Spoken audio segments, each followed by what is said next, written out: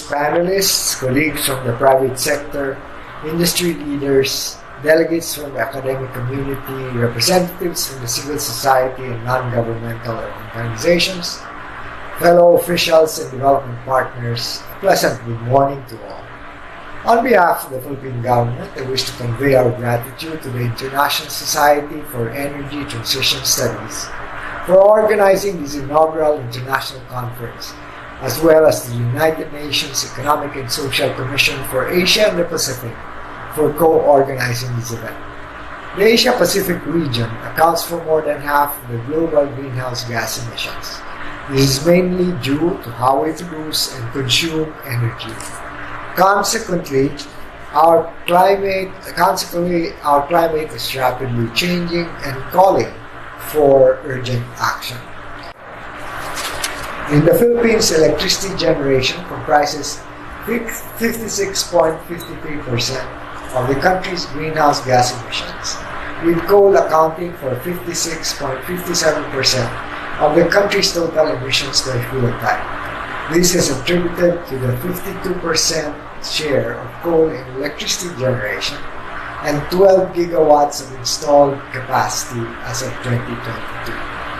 But beyond the pressures of escalating climate change, the energy sector is tasked to address sustainability concerns outlined under the UN's Sustainable Development Goals 7 and 13, which are centered around universal access to affordable and clean energy, increased efficiency, a fast transition to renewable energy, and climate action.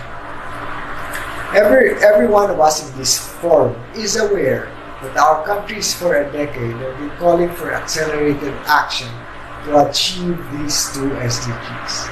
Allow me to briefly touch on how the Philippines is moving forward in its energy transition program, which is anchored on a 4-point strategy towards attaining a clean energy future.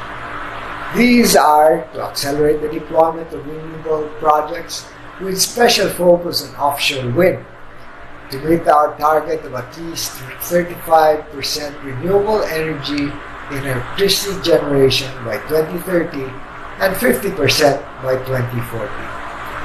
2. Develop a green and smart transmission grid to accommodate and manage the additional renewable energy capacity expected to come online from 2024 to 2040. Third, expand the necessary port infrastructure to support offshore wind and other marine-based energy resource development projects. And fourth, provide an avenue for voluntary decommissioning or repurposing of existing coal-fired power plants. Excellencies, distinguished delegates, navigating energy transition roadmaps and aligning them with decarbonization efforts and SDG 7 and 13 targets